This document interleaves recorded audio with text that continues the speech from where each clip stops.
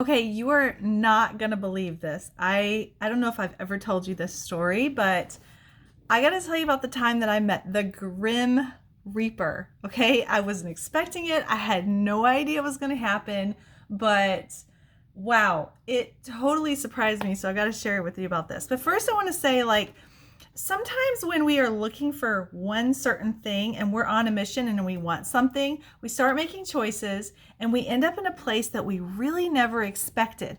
And this is kind of what happened to me that day. So let's rewind a few years ago, and my husband was terminally ill, and we needed to find some details on like end of life plans. Now, nobody in their 30s, 40s really wants to be talking about this stuff. I'm sure you're thinking, yeah, I don't know if I have my end of life plans set out. Like, do you have your croak book set up, right? Like what you want your family to do if you die. Here's your passwords. Here's where you want to be buried. Here's your life insurance information. Or do you even have life insurance, right? So anyway, I digress. So we decide that we're going to pick a funeral home for when my husband dies because he was terminally ill. And how do you pick one? Really? Like, how do you decide this is this family, this is where you're going to go, right? So we thought, well, maybe somewhere close to our house. Why don't we just do that? Let's make it easy.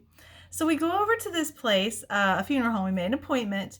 We get in there, and it's me, it's my husband, it's my mother-in-law, it's my father-in-law. We're like a team, okay? We go in on this place, and we sit down with this guy, and he's kind of like essentially like the person interviewing us. He's asking us questions, he's telling us his services, what things are going to be like.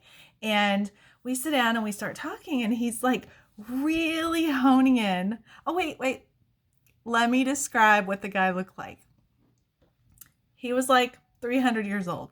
Okay, I'm just going to say it. He looked old, and he had a hunchback. And the place was spooky.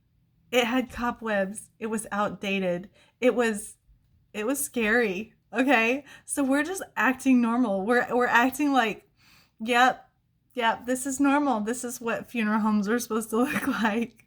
He takes us into this little tiny office, and he sits down with us, and he starts talking, and he says, "Are you a veteran?" And my husband's like, "No, I'm not a veteran." He's like, "Oh, well, if you were a veteran, there would be so many more perks for you." And my husband's like, looks at me. I look at him, and he's like, "But I'm not a veteran." And then my father-in-law steps in and says, "I'm a veteran." And the guy's like, "Oh, that's awesome." Now, what does this have to do with my husband's plans? Don't know, but this guy really cared about veterans. And then he says, "Well, which cemetery are you looking at?" And we were like, "Why?" And he's like, "Because I'm on the board of a cemetery down the road. And, you know, back in the day, we used to charge fees for grass rolling."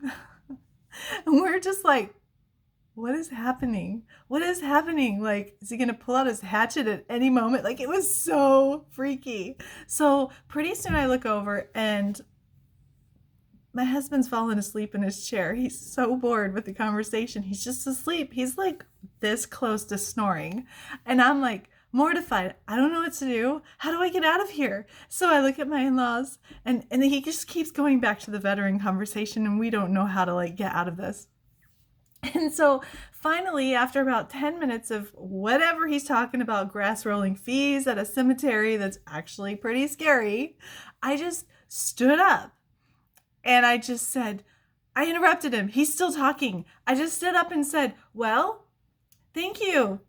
We're going to think about this." And I just started walking out. He's still talking, walking out of the room. Bill's like getting woke up by his mother. And like, we just step out. We get outside, and we laughed our heads off. It was so crazy. So crazy. So the reason I share this with you is like, sometimes when we set our sights on something for something that we really want, we don't really end up with the result we expected.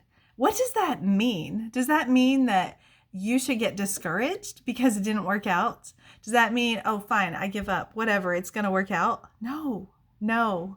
We ended up just laughing. We laughed it off. And then later we did find a funeral home that worked just fine. That's a family one that we've used for the family's used before. And we had, do you have a great experience with a funeral home?